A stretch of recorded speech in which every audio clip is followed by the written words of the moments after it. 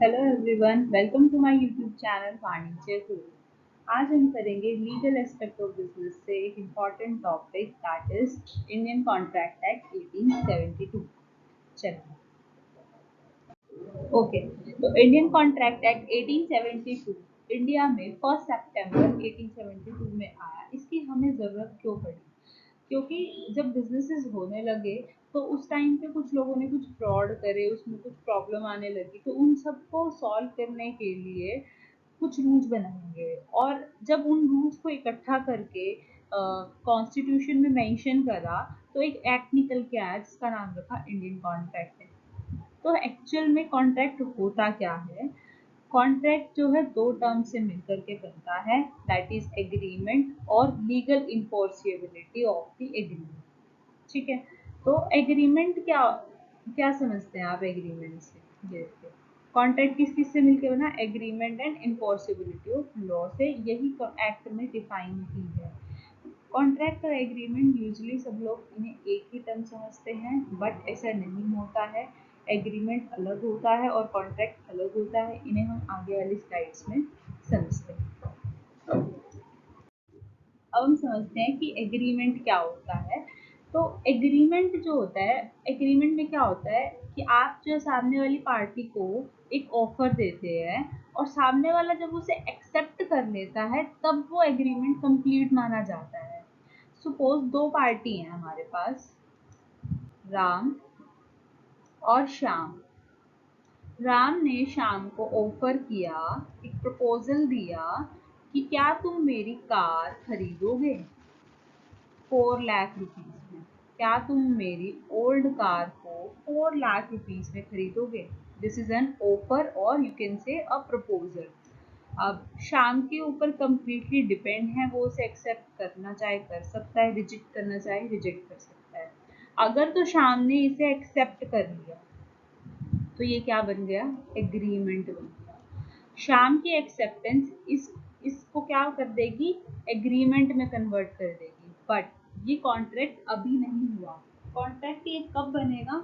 जब इस एग्रीमेंट में लीगल इन्फोर्सिबिलिटी आ जाएगी। जब हम कह सकेंगे कि जब हम ये कह सकेंगे कि जो है अब ये इन्फोर्सेबल बाय लॉ है, इस कॉन्ट्रैक्ट में कुछ भी इलीगल नहीं है, एकदम सही तरीके का कॉन्ट्रैक्ट है, कानूनी तौर पर ये कॉन्ट्रैक्ट बनाया गया है, इसमें कुछ भी इलीगल नहीं है, कुछ भी अलग गलत नहीं है।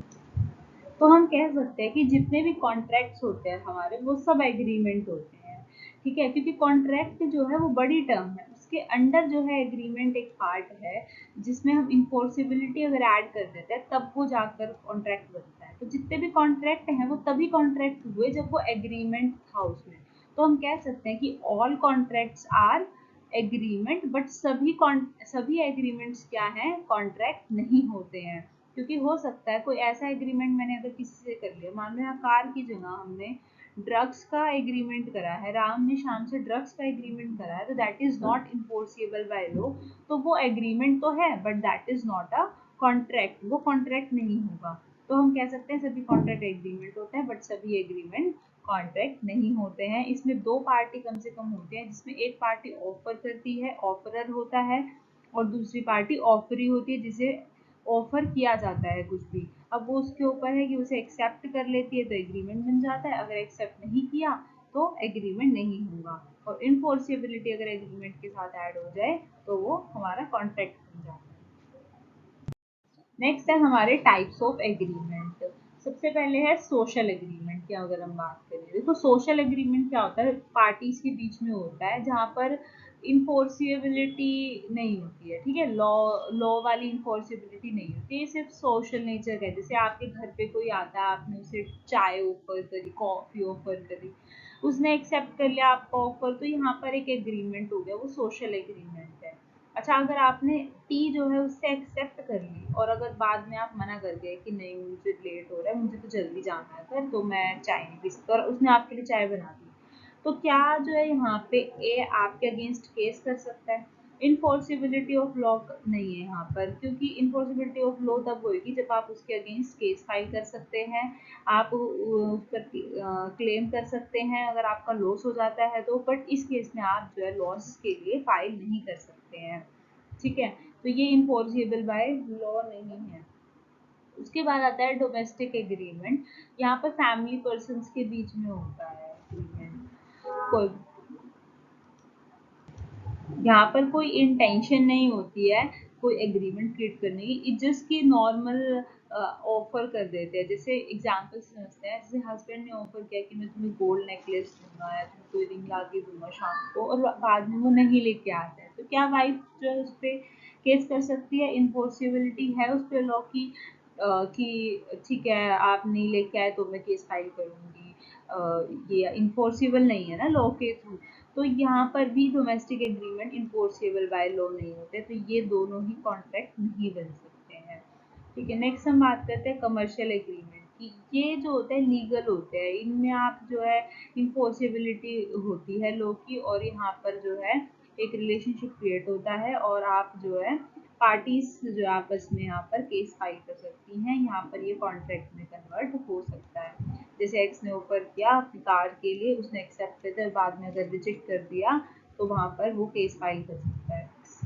ठीक है, नेक्स्ट है हमारे इसेंशियल एलिमेंट्स किसी भी वैलिड कॉन्ट्रैक्ट के क्या क्या होने चाहिए। वैलिड कॉन्ट्रैक्ट आप क्या सोचते हैं? बहुत सारे टाइप्स होते हैं कॉन्ट्रैक्ट के, वैलिड, वॉइड, बाइलेटरल, यूनिलेटरल, ये कुछ टाइप्स होते हैं कॉन्ट्रैक्ट के जो हम आगे नेक्स्ट किसी वीडियो में करेंगे। बट एक कॉन्ट्रैक्ट को ना वैलिड होना बहुत जरूरी है।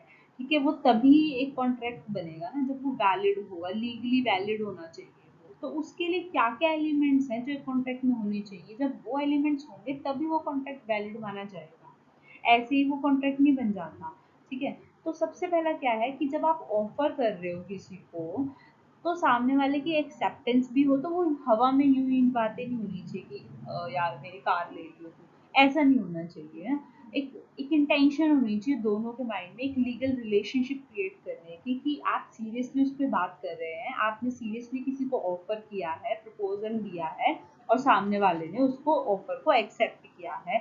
तो वहां पर मॉरल और लीगल दोनों ही चीजें पार्टीज के बीच में होनी चाहिए। एक प्रॉपर एक्सेप्टेंस होनी चाहिए और प्रॉपर ऑफर, वहां पर इंटेंशन होनी चाहिए एक लीगल रिलेशनशिप क्रिएट करने की, तभी वो वैलिड कॉन्ट्रैक्ट बनता है। One of the element is this, and second is consideration. Consideration होता है बदले में कुछ, ऐसा नहीं होना चाहिए सिर्फ एक पार्टी के लिए। लाइक मैंने अगर किसी को गिफ्ट दे दिया तो वहां पर बदले में कुछ मुझे नहीं मिला, कंसिडरेशन नहीं है, that is not a contract. ठीक है, मैंने किसी को कार गिफ्ट कर दी, घर गिफ्ट कर दिया, तो वो कंसिडरेशन नहीं होता है, वो कॉन्ट्रैक्ट नहीं होता है। कॉन्ट्रैक्ट में दोनों ही पार्टीज के बेनिफिट होने चाहिए, बदले में कुछ मुझे भी मिलना चाहिए और सामने वाले को भी कुछ ना कुछ मिलना चाहिए। लैटिन लैंग्वेज में इसे हम क्विड प्रो क्यो भी कहते हैं। और यहाँ पर सीधे सा मतलब ये है कि अगर जैसे मैंने कार दी सामने वाले को, तो उसको कार मिली, ठीक है, और मुझे क्या मिले बदले में? पैसे मिले, कैश मिला, तो दोनों को कुछ ना कुछ मिला। कैश हो या काइंड हो, काइंड होता है कि अदर देन कैश किसी और फॉर्म में भी आपको मिल सकता है। तो किसी को कार मिली और किसी को कैश मिला, दैट इज कंसिडरेशन, कि बदले में कुछ ना कुछ दोनों को मिलेगा। तो ये भी एक एलिमेंट होना चाहिए कॉन्ट्रैक्ट में। तीसरा है कॉम्पिटेंट पार्टीज, कि दोनों ही पार्टीज ऐसे होनी चाहिए जब वो कॉन्ट्रैक्ट में आ रही हो कि वो कॉन्ट्रैक्ट में आने की हालत में हो, कि वो नॉर्मल इंसान हो, दोनों ही साउंड माइंड के होने चाहिए। ऐसा नहीं है कि किसी का माइंड नॉर्मल नहीं है। ठीक है, दोनों ही 18+ एज के होने चाहिए, मेजॉरिटी होनी चाहिए, सॉल्वेंट होने चाहिए, दिवालिया नहीं निकला होना चाहिए। ठीक है, और एक प्रॉपर कंडीशन होती है कि ऐसा नहीं हो, मतलब आप किसी से बेहोशी की हालत में कहीं कॉन्ट्रैक्ट पे साइन करवा लो, तो वो सारी सिचुएशन, या किसी को दबाव बना के साइन करवा लो किसी के कॉन्ट्रैक्ट पे, वो सब चीज़ें नहीं होनी चाहिए। इंसान जो होना चाहिए वो साउंड माइंड का, प्रॉपर होश में अपनी मर्जी से उस पे कॉन्ट्रैक्ट में एंटर होना चाहिए, तभी वो जो है वैलिड कॉन्ट्रैक्ट माना जाता है। Next is free consent. जो दोनों पार्टियां हैं उनमें एक जेन्युइन कंसेंट होनी चाहिए, फ्री कंसेंट, कोई दबाव नहीं होना चाहिए, कोई प्रेशर नहीं होना चाहिए। जो कॉन्ट्रैक्ट में वो दोनों पार्टियां एंटर कर रही हैं वो दोनों सेम ही तरीके से उस चीज को समझे जिस तरीके से कही गई है। सपोज राम के पास दो हॉर्स हैं, क्या है? दो हॉर्स हैं, ठीक है, और उसने उसमें से एक हॉर्स को सेल करने की बात है। एक हॉर्स ए है, एक हॉर्स बी है, और वो अपना ए हॉर्स सेल करना चाहता है। लेकिन शाम से जब उसने बात करी तो उनकी क्लियर बात नहीं हुई और शाम ने सोचा कि वो बी हॉर्स सेल करना चाहते हैं। तो यहाँ पर जो है कॉन्ट्रैक्ट हुआ ही नहीं, क्योंकि दोनों ने सेम चीज़ नहीं समझी, सेम सेंस में नहीं समझी, जो कि किसी भी कॉन्ट्रैक्ट के लिए ज़रूरी है। ठीक है, कंसेंसस एड एडम, इसे आप लैटिन लैंग्वेज में कह सकते हैं, और ये पूछ लिए जाते हैं क्वेश्चंस में कि इसे क्या कहते हैं, प्री कंसेंट को लैटिन में क्या कहते हैं, जैसे हमने पिछली साइड में भी पढ़ा क्विड प्रो क्यो किसे कहते हैं, तो इस तरह के क्वेश्चंस भी आ जाते हैं।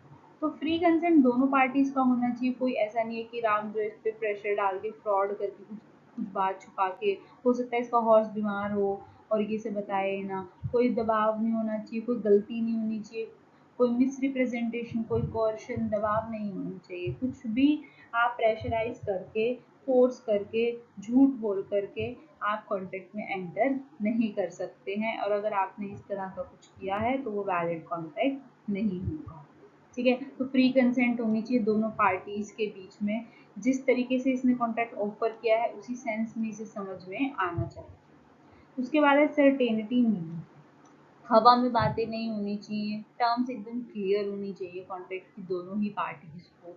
ऐसे नहीं होना चाहिए कि 29 मार्च के बाद मैं जो है तुमसे ले लूँगा हॉर्स, तो ऐसे क्लियर नहीं है कि ना कब, डेट स्पेसिफिक नहीं है।